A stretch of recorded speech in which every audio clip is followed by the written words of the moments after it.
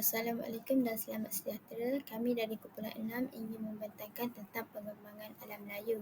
Saya Siti Aminah binti Abdul Razak dan ditemani dua orang lagi sahabat saya yang akan membentangkan tentang pengembangan alam Melayu. Dalam perkembangan alam Melayu terdapat 4 peredaran zaman, iaitu zaman prasejarah, zaman protosejarah, zaman persejarahan dan zaman sejarah moden. Saya akan menerangkan tentang zaman prasejarah. Zaman prasejarah. Zaman prasejarah juga mempunyai 4 peredaran zaman, iaitu zaman Paleolitik, zaman Mesolitik, zaman Neolitik dan zaman logam atau gangsa besi. Zaman Paleolitik. Zaman Paleolitik ini dikenali sebagai zaman batu tua. Zaman ini wujud sekitar 2.5 juta tahun dahulu hingga 10,000 tahun dahulu. Zaman ini menggunakan alat-alat batu sederhana seperti kapak tangan dan pisau batu untuk memburu, mengumpul makanan dan melindungi diri.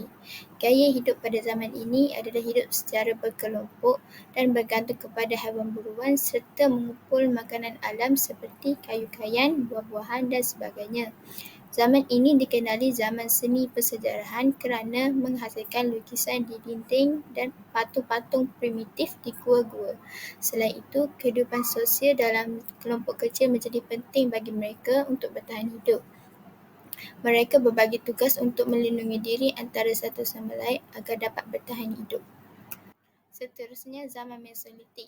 Zaman ini berlangsung sekitar 10,000 tahun hingga 5,000 tahun Masihi. Zaman ini merupakan zaman perolehan batu tua iaitu zaman Paleolitik kepada zaman batu baru iaitu zaman Neolitik. Pada zaman ini, manusia mula menggunakan alatan-alatan canggih berbanding zaman Paleolitik. Mereka mula menggunakan ujung panah yang lebih tajam untuk memburu. Gaya hidup manusia pada zaman ini juga lebih handal memburu dan lebih banyak mengumpul hasil alam. Seterusnya, zaman ini masih mengekalkan gaya hidup berpindah randah dan melukis pada dinding gua. Zaman Neolitik. Zaman ini dikenali sebagai zaman batu baru. Zaman ini bermula sekitar 10,000 hingga 3,000 tahun sebelum Masihi. Pada zaman ini, manusia mula mengubah cara hidup mereka. Salah satunya perubahan pada gaya hidup mereka. Manusia mula melakukan aktiviti pertanian, peternakan. Contohnya, mereka menanam gandum, jagung, kacang dan menternak kambing. Selain itu, manusia pada zaman ini mula hidup secara bermukim tetap dan mereka mula membina rumah-rumah kayu dan desa-desa daripada batu bata. Pada zaman ini juga, peralatan memburu dan pertanian mula berubah ke arah yang lebih canggih, seperti cangkul dan sabit. Seterusnya, mereka juga terlibat dalam pembuatan tembikar, tetapi mereka masih menggunakan batu-batuan dalam aktiviti pertanian mereka. Perkembangan awal agama dan spiritual mula berlaku pada zaman ini dan manusia pada zaman Neolitik mula mempraktik pengkuburan yang rumit. Zaman logam atau gangsa besi. Zaman logam merujuk kepada zaman sejarah manusia di mana perkakasan, senjata dan perkara lain dibuat daripada gangsa, besi dan tembaga. Zaman logam boleh dibahagikan kepada beberapa tempoh. Zaman tembaga, ini adalah di mana manusia pertama kali mula menggunakan tembaga untuk membuat perkakasan senjata kira-kira 10,000 tahun yang lalu. Zaman gangsa. Selepas zaman tembaga, manusia mula menggunakan gangsa atau disebut juga zaman perunggu untuk membuat perkakasan senjata kira-kira 5,000 tahun yang lalu. Zaman besi. Zaman besi adalah tempoh penting dalam sejarah manusia di mana besi digunakan secara meluas untuk membuat perkakasan, senjata dan alat-alat lain. Ia bermula kira-kira 3,000 tahun yang lalu, menyaksikan kemajuan besar dalam kebolehan teknologi logam. Assalamualaikum, saya Puteri Nur Ain Zainal, nombor kad matrik 04 DAT 23 F1033.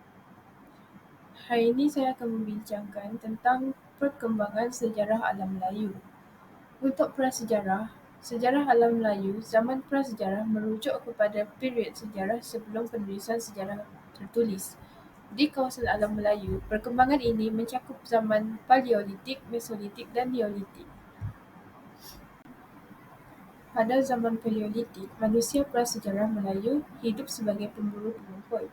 Peralatan batu kasar digunakan untuk bertahan hidup. Pada zaman Mesolitik, alat-alat batu semakin berkembang dan manusia mungkin sudah mulai mengenal pertanian dan perikanan. Kemudian dalam Neolitik, pertanian dan pemukiman tetap menjadi bahagian penting dalam kehidupan prasejarah ini. Penting untuk diingat bahawa sejarah ini berdasarkan temuan arkeologi dan bukti-bukti fisik seperti sisa-sisa arkeologis dan benda-benda bersejarah. Untuk protosejarah pula, pada zaman protosejarah, kerajaan-kerajaan purba atau kerajaan awal belum ada. Zaman ini ditandai oleh masyarakat yang lebih sederhana, di mana manusia hidup dalam kelompok-kelompok kecil sebagai pemburu, pengumpul atau peternak petani. Mereka belum memiliki sistem pemerintahan yang kompleks seperti kerajaan.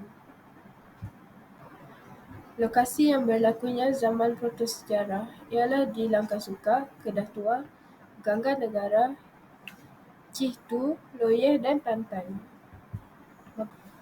Zaman protosejarah dibagi menjadi beberapa period, termasuk Paleolitikum zaman batu tua, Mesolitikum zaman batu pertengahan dan Neolitikum zaman batu baru. Selama period ini, manusia mengembangkan pelbagai alat dan teknik untuk bertahan hidup, seperti peralatan batu, senjata dan teknik pertanian awal. Kerajaan-kerajaan pertama kali muncul pada zaman sejarah ketika manusia telah mengembangkan sistem agraris yang lebih kompleks dan lebih banyak penduduknya. Ini umumnya terjadi pada period Neolitikum, zaman batu baru ketika manusia mulai bercucuk tanam dan berternak secara lebih intensif. Dengan pertumbuhan populasi dan sumber daya yang lebih stabil, masyarakat mulai mengorganisir diri mereka dengan bentuk kerajaan atau negara-negara kuno. Kerajaan-kerajaan awal seperti Mesir kuno, Sumeria dan India kuno muncul setelah peralihan dari zaman protosejarah ke zaman sejarah. Jadi, kerajaan-kerajaan purba tidak ada selama zaman protosejarah dan konsep kerajaan berkembang seiring perjalanan waktu dan evolusi sosial manusia. Penting untuk diingat bahawa sebahagian besar informasi tentang zaman ini didapatkan dari penelitian arkeologi, fosil dan bukti materi lainnya kerana tidak ada catatan tertulis yang tersediakan. Perkembangan manusia selama zaman protosejarah merupakan bahagian integral dan evolusi kita sebagai spesies. Assalamualaikum, nama saya Eda Nabila binti Muhammad Azani. Saya akan menerangkan tentang zaman sejarah moden. Zaman sejarah moden merujuk kepada perkembangan nilai-nilai moral, etika dan peradaban dalam dunia moden. Biasanya bermula pada abad pertengahan hingga abad kontemporari. Merdeka 1957. Malaysia telah mencapai kemerdekaan pada 31 Ogos 1957. Pada tarikh ini, negara ini dikenali sebagai Persekutuan Tanah Melayu. Kemudian, pada 16 September 1963, Persekutuan Malaysia ditubuhkan apabila Sabah, Sarawak dan Singapura bergabung bersama untuk membentuk Malaysia. Namun, Singapura kemudian memisahkan diri dari Malaysia pada tahun 1965. Sejak itu, Malaysia telah berkembang sebagai sebuah negara yang merdeka dan berdaulat di Asia Tenggara. Perpaduan penyatuan. Perpaduan dan penyatuan dalam zaman sejarah moden merupakan isu yang sentiasa relevan dalam masyarakat global. Globalisasi. Zaman sejarah moden telah menyaksikan peningkatan globalisasi di mana hubungan antara negara dan masyarakat semakin berkembang. Ini mencetuskan keperluan untuk penyatuan dalam cara berinteraksi, berdagang dan berkolaborasi di peringkat antarabangsa. Kepelbagaian budaya. Di zaman moden, masyarakat sering menjadi lebih pelbagai dari segi budaya, agama dan etnik. Penyatuan dalam masyarakat yang pelbagai ini memerlukan penghargaan terhadap perbezaan dan upaya untuk mempromosikan pemahaman antara kumpulan-kumpulan yang berbeza. Politik dan kesatuan negara. Beberapa negara moden mungkin mengalami isu-isu berkaitan dengan kesatuan dan pemisahan. Usaha untuk memelihara kesatuan dalam negara atau mencapai penyatuan dalam kawasan yang lebih besar menjadi satu cabaran penting dalam sejarah moden. Teknologi dan komunikasi. Teknologi moden membolehkan komunikasi lebih mudah di seluruh dunia. Ia mempunyai potensi untuk menyatukan orang dari pelbagai latar belakang dan menggalakkan pertukaran maklumat serta pemahaman. Perubahan iklim dan cabaran global. Isu-isu global seperti perubahan iklim, pandemik dan cabaran kelestarian alam sekitar mengingatkan kita bahawa penyatuan antarabangsa dalam usaha untuk menyelesaikan masalah ini adalah kunci untuk masa depan yang lebih baik. Ke arah pembinaan negara bangsa Malaysia, pendidikan multikultural, mewujudkan sistem pendidikan yang menggalakkan pemahaman dan penghargaan terhadap kepelbagaian budaya, agama dan etnik dalam masyarakat Malaysia.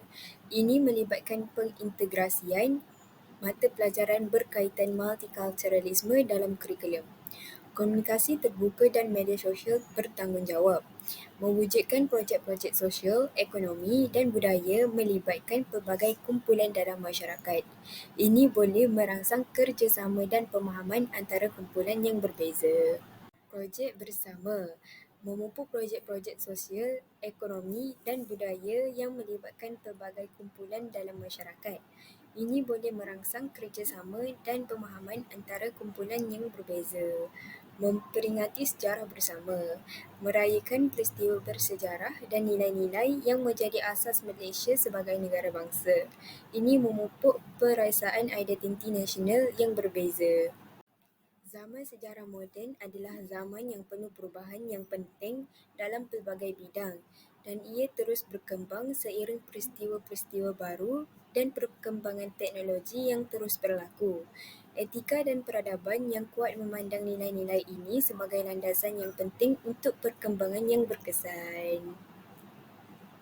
Rumusannya, perkembangan alam Melayu adalah hasil dari panjang mencakup pengaruh agama, budaya dan faktor sosial.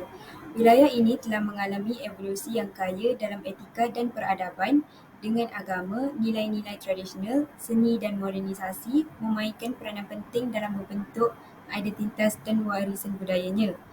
Perkembangan ini mencerminkan kesatuan dalam keagaman dengan keberagaman etnis, bahasa dan budaya menjadi salah satu ciri khas yang paling menonjol. Alam Melayu terus berkembang dengan era kontemporer dengan tantangan dan peluang baru yang dihadapinya, termasuk dampak globalisasi dan modernisasi teknologi. Dengan menjaga akar budaya dan nilai-nilai yang mendalam, Alam Melayu terus beradaptasi dengan mengembangkan etika dan peradaban yang unik dan berharga bagi dunia. Sekian sahaja daripada kami. Terima kasih. Okay dah.